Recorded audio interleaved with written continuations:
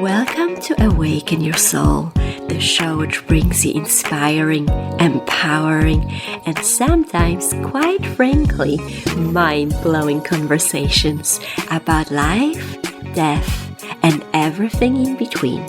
This is a place which will open up your mind and take your soul for a spin. My name is Agnes, and I'm your host. Let's begin this dance. Welcome. I am excited that you are back with me here on the podcast, and I think you're gonna find this week's conversation very intriguing and very inspiring. And I have to say I was a little nervous before I talked with my guest because he's so incredibly accomplished, but it was a real pleasure. And I talked to Dr. Michael Mollura, and he is a licensed Ph.D. psychologist with a practice in Beverly Hills, but also he's a renowned composer, and he has composed music for theater plays and movies. One of the movies you might know, it's a very famous movie on Netflix called Heal. And his music is very powerful and incredible. But there's another thing which I think makes Dr. Michael very special, and it is his work he developed where he works with dreams and music to go deep into somebody's psyche, somebody's soul, to uncover whatever they need to release, whatever they need healing for. And it's just so fascinating how he combines the scientific knowledge and his wisdom and years of study with the artistic side, and using arts like music and images and dreams. And that whole combination it's pretty fascinating. And I got a chance to go to one of Dr. Mollura concerts. It was so beautiful. It's even hard to describe with words because it was so different than anything I've ever experienced. And that evening, it was like going on a journey. It was going on a journey, and it was fascinating. So he'll be talking more about that and consciousness and dreams and how to deeper understand ourselves and what are traumas and how to heal it. And it's been a great conversation, and I think you're going to enjoy it. So we should definitely get to it. Thank you so much for finding the time in your busy schedule. And I'm so excited to have this conversation with you and to share you with my listeners. So welcome. Oh, thank you for having me. I'm very excited to be here, and I feel very honored, Agnes. Thank you for having me. It's my pleasure. And I want to read a little quote you have on your website by a movie producer who was co-producing the very famous movie Heal. And he wrote, it's a one sentence, but I think it's just like so incredible. And it says, Michael is a genius in his mastery of music and his dedication to revealing the vibrations of soul. And it's just like, I get goosebumps when I read that sentence. And I had the pleasure to attend one of your concerts, and it was just absolutely amazing. But I would like you to kind of explain to the listeners, among many things, what is the dream work and how do you work with dreams and music? What is that special type of therapy, which is very unique, and you're the only one who's doing that? Yes. Well, thank you for that question. It begins really with understanding that the nature of dream work, and we're talking about dreams, the dreams we have when we're sleeping, and it's a brain operation, it's a brain function, it's a technology of the brain. And we begin by understanding that dreams are vibrations, just like images and just like music is. Everything is a vibration that's being perceived and understood by the other parts of our experience of consciousness. And in order to understand and receive dream images, we need to be able to begin by understanding what is their function, why are they there, and how does the brain generate these images, and is there a reason for these images? And so I always thought that dreams were fascinating stories. They have their own narrative, they have their own excitement to them. And as a child, I used to dream a lot, and so I got fascinated by that. But I was a composer very early in my life. So very early in my life, I actually used to compose music based on dreams I'd have. And it was kind of be exciting inspiration for my work as a composer.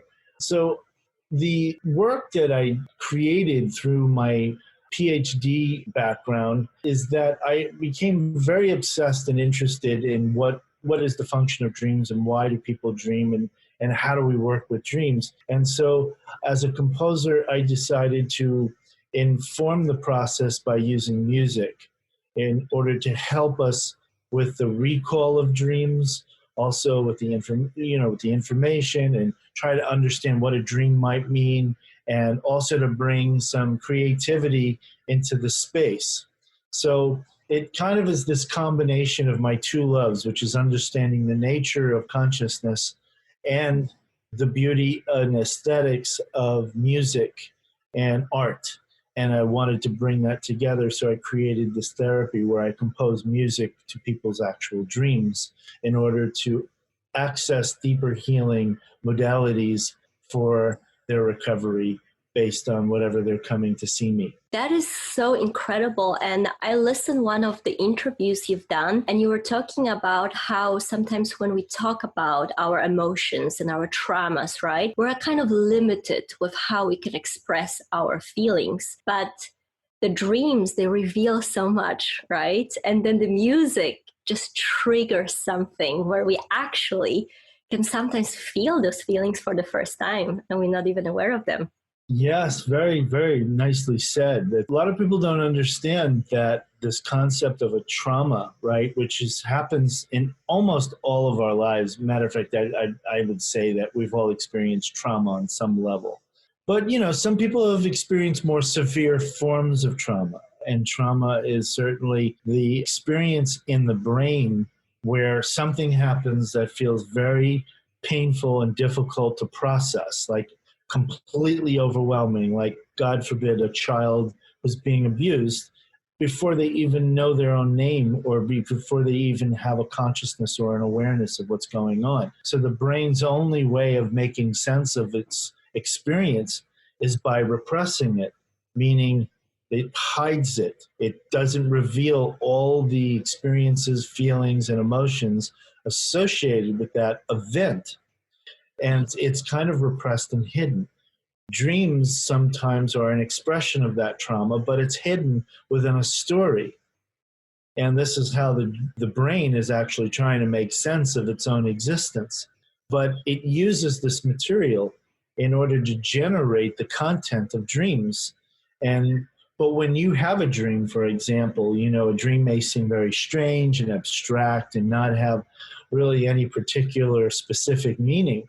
But when you start to get into the symbolism and into even the music of a dream, you start to get to its essence and its beauty and its sacred qualities. And within that process, you're also revealing the deepest experiences of secrets that the brain has, because you're allowing it to express itself.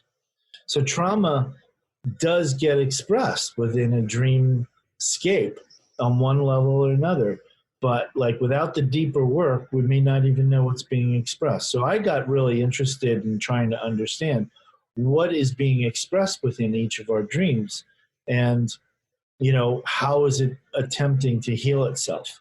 Because the big concept here is that I believe, along with some great masters and teachers who taught me, that we as an organism, we as a human species, actually have the functions to heal itself within ourselves.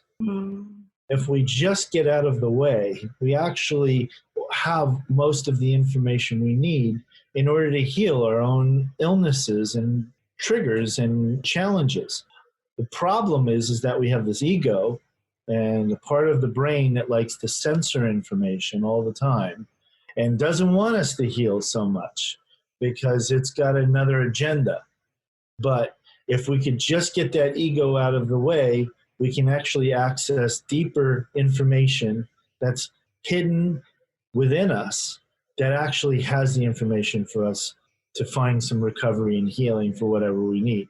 So if you're working with a person who potentially was traumatized as a child and then has spent most of their life in broken relationships or alcoholism or drug abuse, but they never really did the extra work to find out what was at the source of it, but they've been having these nightmares maybe most of their life, the dreams are actually going to paint a picture of what's needed in order to find healing.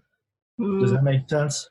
Absolutely. It totally makes sense. I think generally arts, right? They're really revealing so much what's really like deep inside of us, and music especially. I myself, I love music, as a dancer. I've been so always moved by music. I always felt like that was the reason I danced, was the music. And then, in the recent years, getting into more of a sound healing and really working with more vibration of the music. It's just it's incredible. It just it reveals a lot of things. Yes. Oh, absolutely. For me, I had those experiences where the music just revealed those memories I didn't even know they existed, right? Yes. Yes.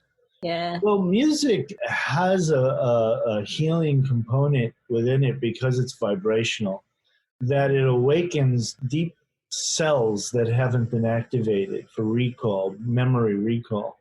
And there's a lot of studies out there, even right now, on something even like on Parkinson's or Alzheimer's, where music has a very interesting impact in the ability to bring back memories that were lost.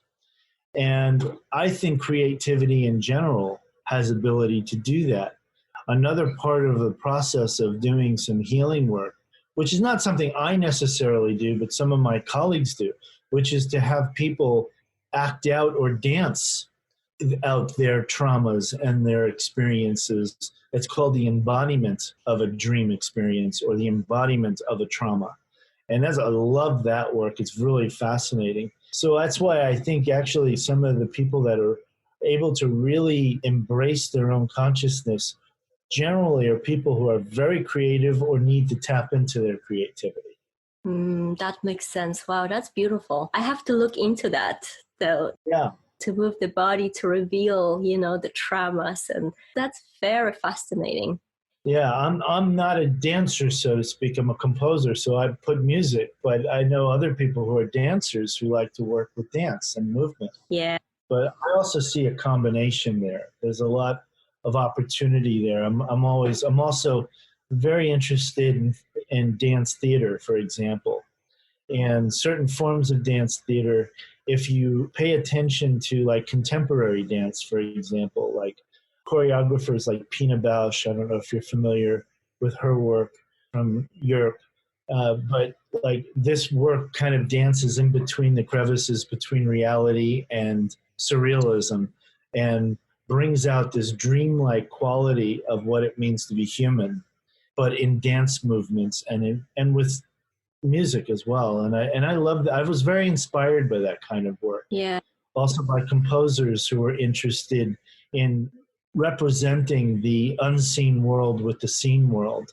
People like Philip Glass and Steve Reich, John Cage. These are people that I very much inform my own process, my own work. And I'm very excited about the fact that I'm doing psychology inspired by composers, as well as great writers and thinkers like Carl Jung and Freud, of course.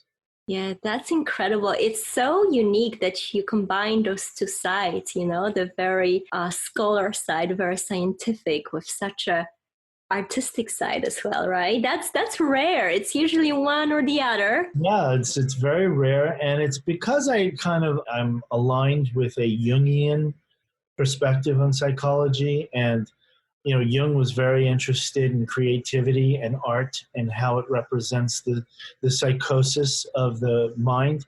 he himself experimented back in, the early 20th century with these ideas about art and creation and psychosis in order to find healing for people who suffered from hysteria and depression and delusions.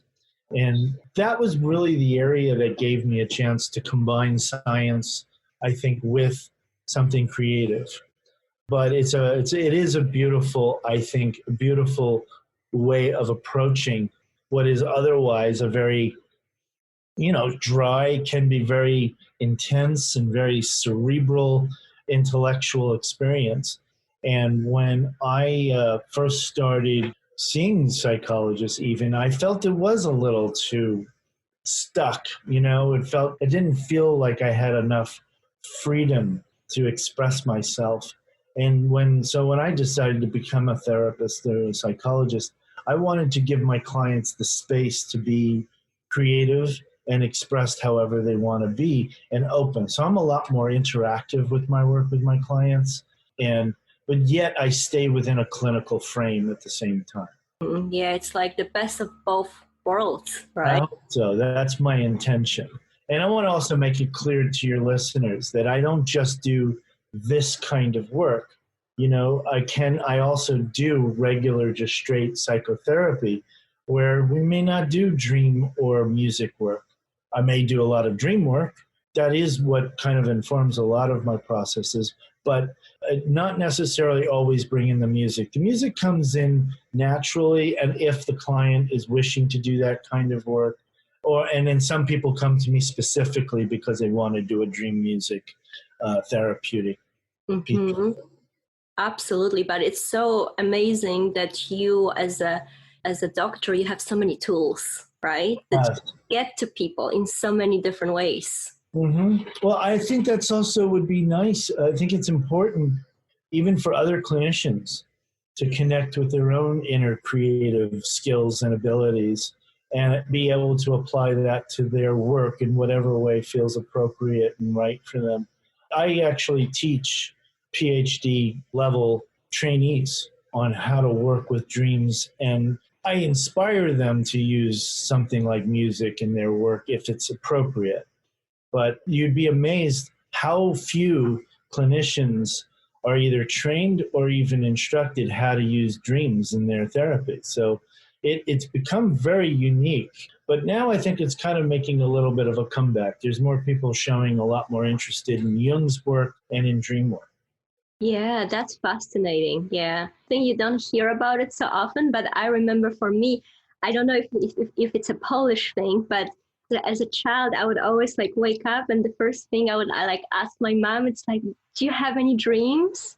Oh. And to this day, I pay attention to the dreams because I feel it's such a beautiful, almost like this mystical world. And, sometimes you have a dream you don't want to wake up from because it's so amazing, right? And you're like, oh, you wake up and it's like, oh, it just felt so real, and you wish, right? Yeah. Dream. And sometimes it's the other way around. It's like you have, thank goodness that was just a dream. It's so interesting when I talk to you, people from Europe, there's so much more of a appreciation and understanding of how dreams function in our lives and how much beauty and connection they can provide. And it's almost more natural to the culture of Europe than it is to people over here in the West, in like America, even though, of course, there is a very strong dream consciousness here. But I have found that this work is much more easily understood and appreciated when people come from a European background. Like the description you just gave of you waking up and talking to your mother sounds just so poetic and cinematic to me. And yet, and that was my experience too. Like I wanted to share my dreams with people as well. But, it's very cultural. So that's sweet that you have had that in your life. And you're right. Sometimes the dreams are so beautiful you don't want to wake up. And then for other people, they can be so terrifying and painful, they wish they could wake up, But that's also another reason why I like to do the work, because I can help people who do have lots of nightmares understand that those nightmares are actually shadows just wishing to be exposed and revealed, so they're not going to be so frightening in the future. Yeah, that's beautiful. I love that. Wow, amazing. Amazing. And I have a question just pop up at this moment. As a musician, what would you say? Like I think especially since me working with like the sound healing, like with instruments like gong and the crystal balls, I get very almost to the point I get offended by certain music. And I just remember I was in a store and there was like this like very like offensive, with like terrible words, and the vibration was awful, and I just felt like I got such a bad feeling from it. I had to like walk out of the store, and I'm like, so weird. So with the music being a vibration, like would you say that certain music can affect us like negatively?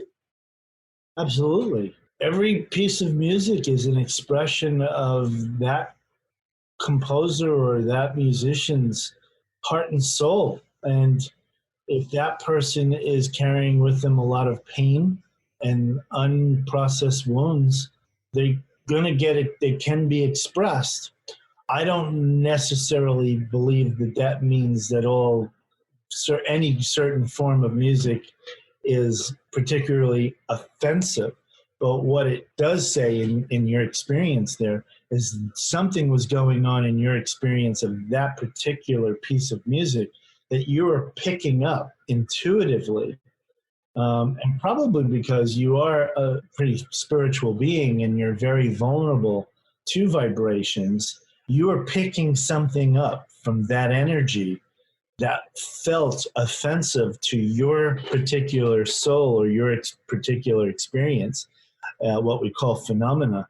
And, what would have been interesting if we could figure out what that piece of music it was, would to be to play it for you and then to see what is coming up for you or what a particular detail about that music was affecting you on this level.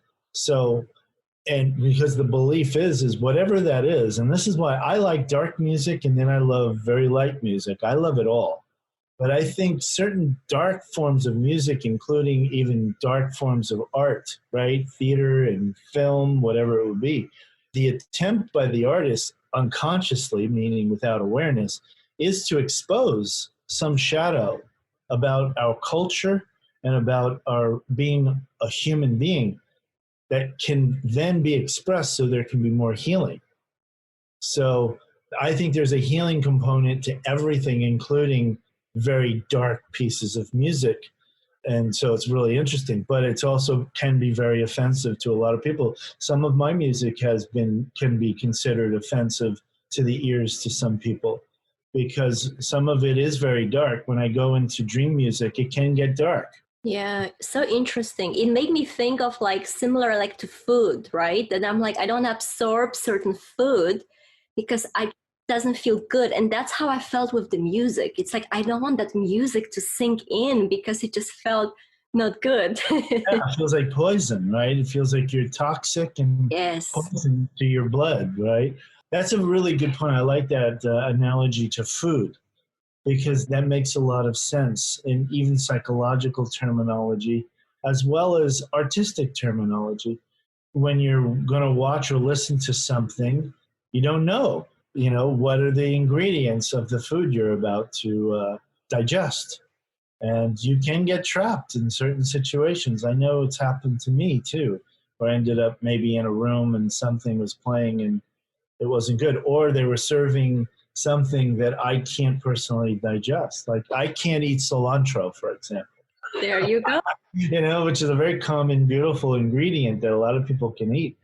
But, I can't eat cilantro, and when it happens, it kind of feels offensive to me, the same way a piece of music could be offensive to you. But then I also recognize that the person who served it didn't do it on purpose. They didn't know. They weren't trying to poison me, nor was the composer who created that piece of music trying to, offend you. Yes, that's a good take. That's definitely true.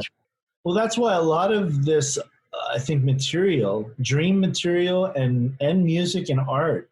I love the subject that we're talking about here, including art into this conversation. I think a lot of this material has the potential to expand our consciousness. You know, there's if we don't resist it too much, we can expand it. And that's what I always hope for the people I work with and also the people I perform for and the films that I work on is that they're all about attempts to expand our understanding of ourselves and of consciousness so it can take in more information and so we can have a full experience of what it means to be alive rather than a limited one. You know? So I actually tend to say the people who, let's just say they're offended by country music, then maybe we should play some country music and see what happens and process it rather than okay, then we won't talk about or we won't, listen to country music. Right? Yeah, because like you want to find out why the resistance, right? Right, exactly. What's going on there? Now, this is all under the umbrella of healing and so forth, and for people to recover from symptoms or something they're struggling with, whether it's intimacy issues or, depression or anxiety or whatever it is. So under that umbrella, that's what we're talking about. Exposure and resistance is very important. I think in life, though, in general, if you're offended by hip hop music or something, then you should avoid it because it's unpleasurable. Absolutely. And, you mentioned about anxiety and depression. And that is something I would love to talk to you about because especially now, I feel like I read the sentence that what we're experiencing now with the virus is like revealing a lot of things in people, right? And I have so many like close friends and they just say that, their anxiety levels are so high. Or often people say, I'm depressed. Like those two words, they circulate so much, even before, the pandemic we're experiencing. So how would you say from your, being a doctor with all your studies, like help us to understand what anxiety and depression is and things you do to help your patients? Yeah, it's a great question. I mean, anxiety, first, we want to understand that symptoms, any symptom, whether it's anxiety, depression, delusions, hallucinations, whatever the symptoms are, these are expressions of the soul, expressions of the psyche. Just like an artist is expressing itself through music, the body and the soul is expressing itself through these symptoms. And if we track it and begin to understand, instead of being afraid of our anxiety, we want to turn it around and try to understand what our body is trying to say or what is the message. Because as I said at the top of this interview, is that the body is trying to heal, the mind is trying to heal, the body-mind connection is trying to heal.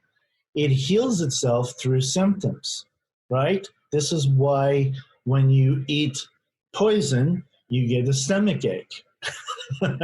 So this way you need to do something about how to get the poison out of your intestines and do something to help your illness. In the psyche, it's the same thing. That might show up as anxiety. Anxiety is the process or the expression of the brain feeling like it's not where it needs to be.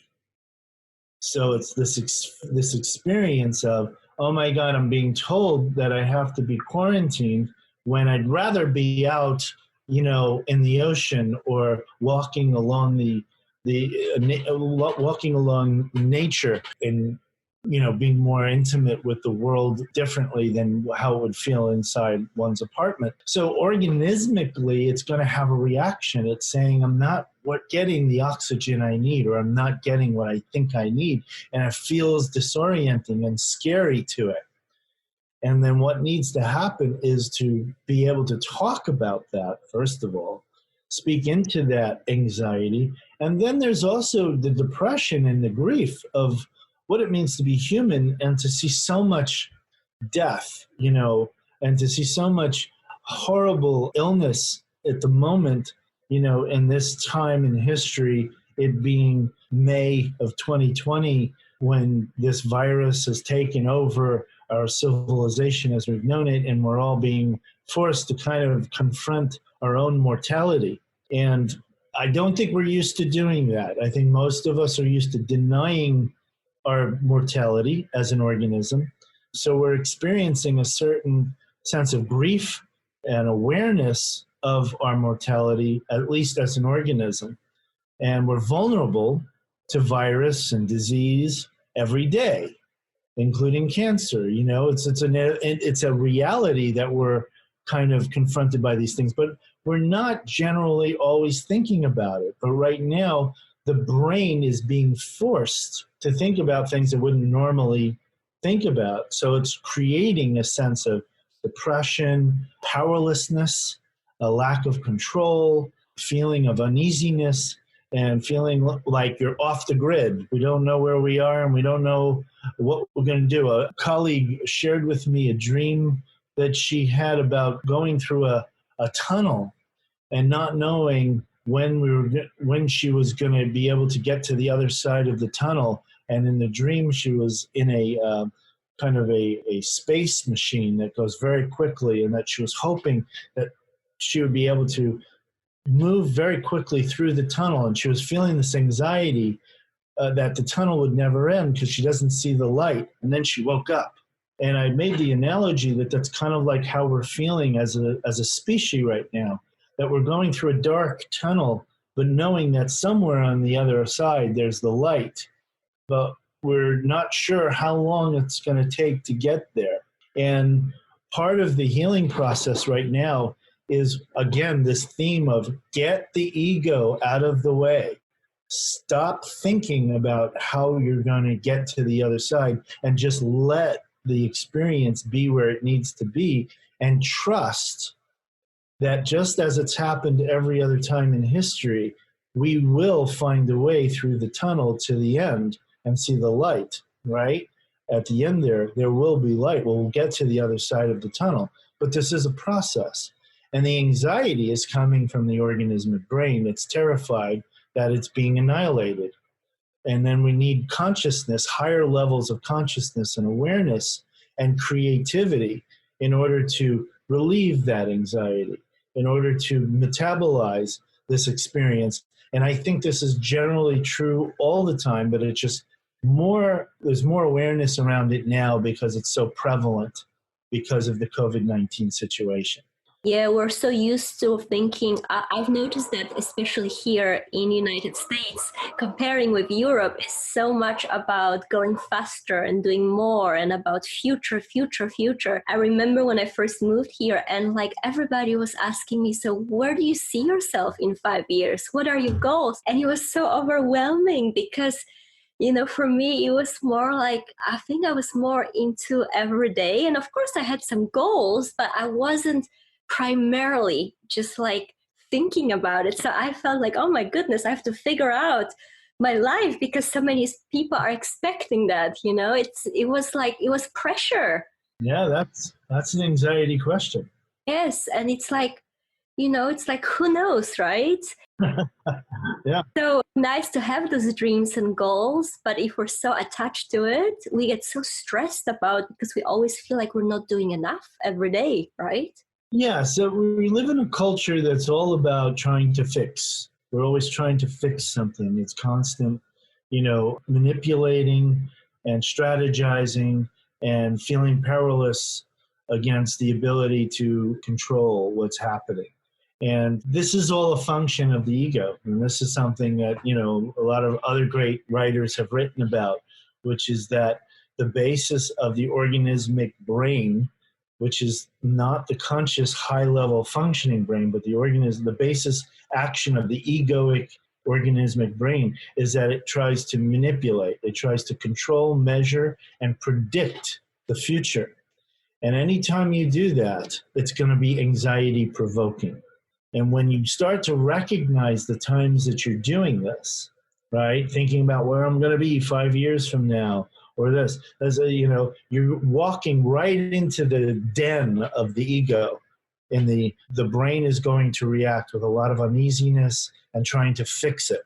And the actual treatment, or the way to contend with this and to metabolize this experience, is to recognize what the brain is doing, and then also trying to go into a sense of presence. All the great spiritual teachers emphasize how important it is for us to be present. And I don't think people understand what that even means.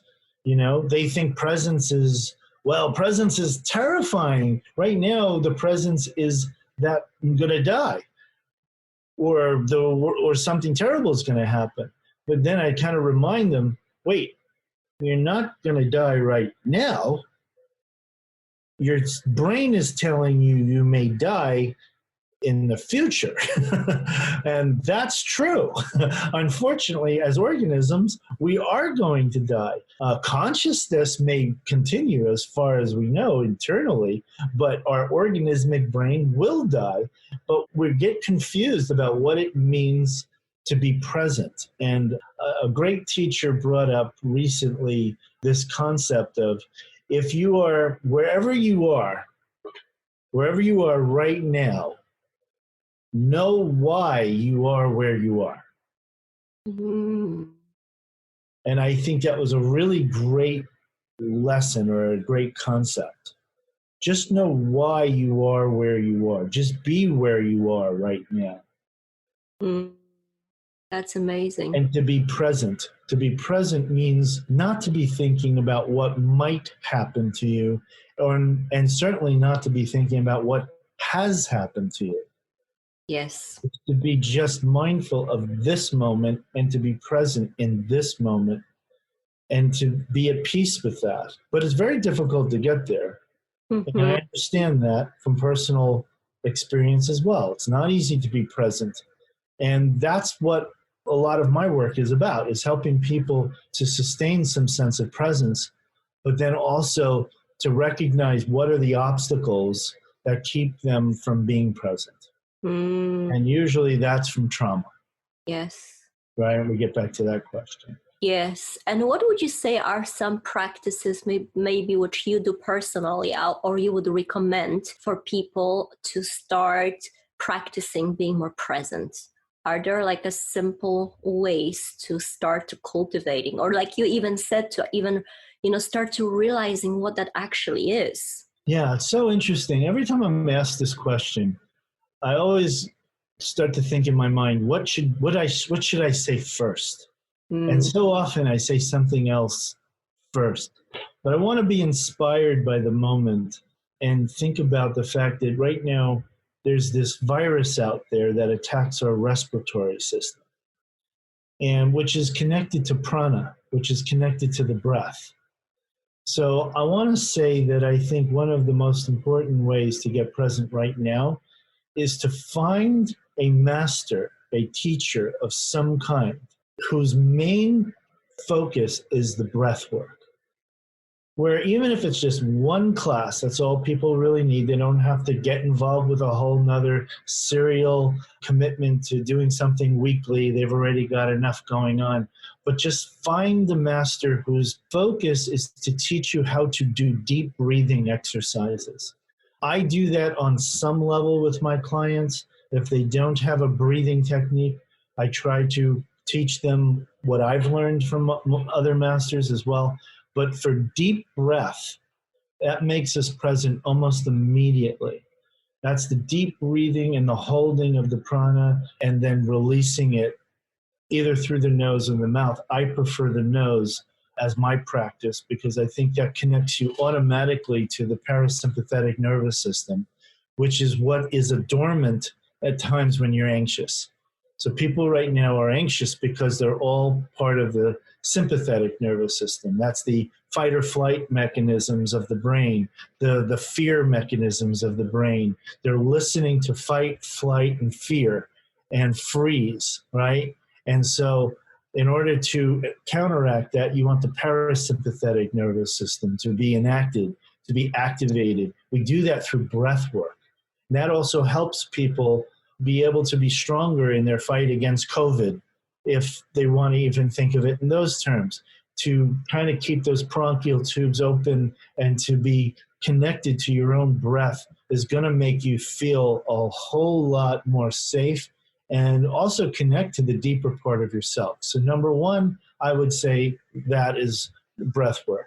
Number two, if you're not practicing some form of connection with a deeper part of the self, you might want to learn how to do yoga or take on something that allows you to get into the body to release the anxiety in the different parts of the body. Because right now we're all kind of constricted and we're confused. And there's a lot of ways to now do yoga even within your home through great yoga teachers out there. And that then prepares the body for the third piece, which I think is meditation. Having a meditation practice where you can just learn how to meditate 5 minutes, 10 minutes of a day. It doesn't take much, and it doesn't mean you're separating yourself from your own personal beliefs or religions. There's a lot of people out there that think, oh, I don't like to do yoga and meditation. It sounds very Eastern or counterproductive to their Christianity or other beliefs, but that's not true. You can practice whatever you wish religiously, but spiritually we can all connect through the practice of yoga and meditation, which is also scientifically proven to decrease anxiety and to produce more consciousness and awareness of where you are in the moment.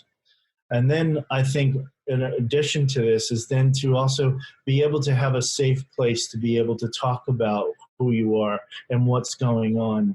And if you're open to like having a therapist, but finding a therapist who can speak to you the way, we need to be spoken to, something that really resonates with your interest in presence. And that is also very helpful. One last one is to, in whatever way possible, even in this quarantine time, there's still opportunities to connect with nature. Nature is there. It's actually more alive than ever and vibrant, and it is there. So when you're taking a walk, don't just walk past the trees. Look at them, feel them. They're there to give us oxygen. They're there to give us love and to say, we're in this too. We're all part of this earth. Connecting to the earth right now is very important. The mother is holding us. The mother is speaking to us. In LA, we had a very interesting experience just, I think, a couple of weeks ago when on Earth Day at midnight, there was a slight earthquake. And it wasn't offensive. It wasn't destructive. It was almost like the Mother Earth kissing us and saying, when you cough, I cough. And I love you, and I'm here to hold you. And if we listen to her instead of getting scared of her, we're going to be able to find more healing and be able to feel safer and find more trust that we'll find our way through any problem, any dilemma. And we need to tune in, and that's where the music comes in, tuning in to the unconscious, tuning into our consciousness and awareness. And that's when we can really get uplifted by our experiences instead of expressing and coming from fear. That was so incredible. I get really like a deep sense of like knowing when you said those things, because for me, I've experienced incredible healing from every single thing you just mentioned. And it was so profound, which made me change kind of the course of my life and wanting to dedicate to those practices and share those with people, because they're just like so incredible, like the breath work, like I remember when I first took a breath work class, I felt like I experienced breathing for the first time.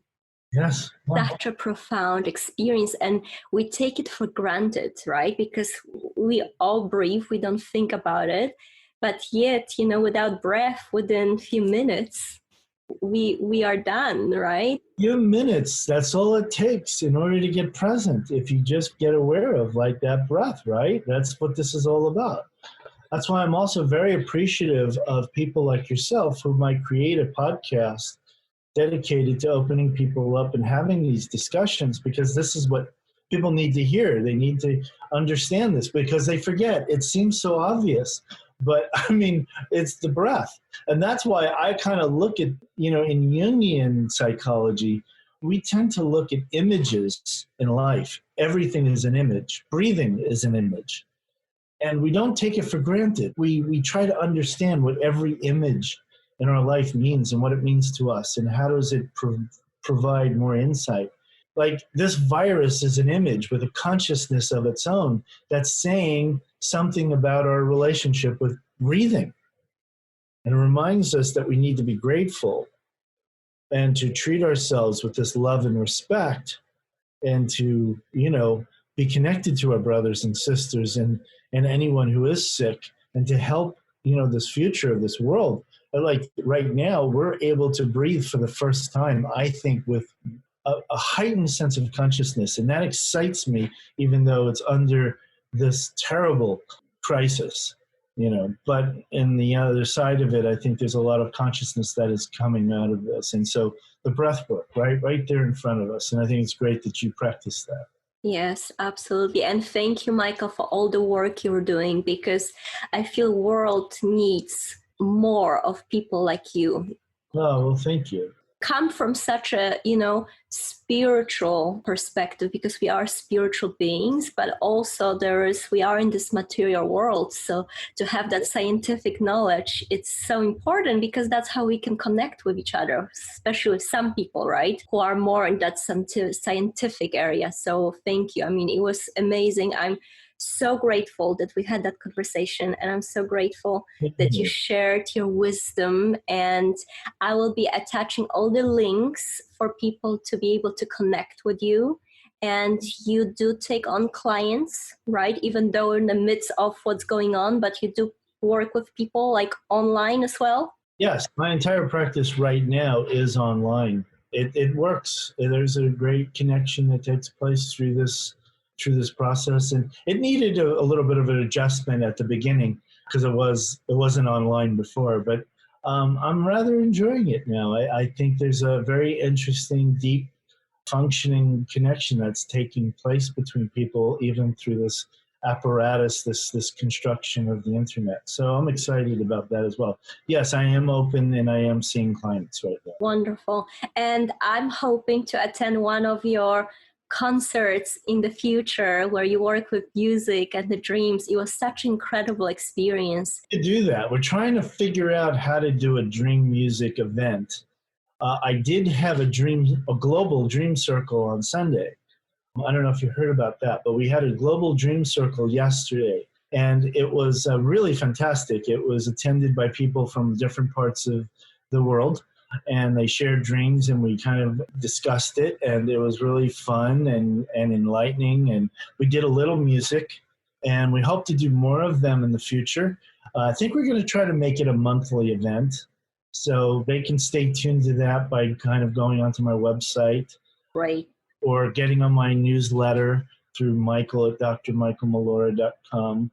And then also they can reach me by calling me. Great. So I'll attach your number as well and all the links, because I feel like it's such a unique work you do, and I want people to have the ability to connect with you. So thank you, Dr. Michael. It was such a pleasure. And I'm so grateful for you sharing the wisdom again and connecting online, and it was amazing. Thank you, and I hope we stay in touch. Thanks for listening to Awaken Your Soul. I hope you enjoyed this episode, and I would love for you to subscribe, share it with your friends, or review it. Can't wait to connect next time. And in the meantime, you can check my website at lifewithagnes.com.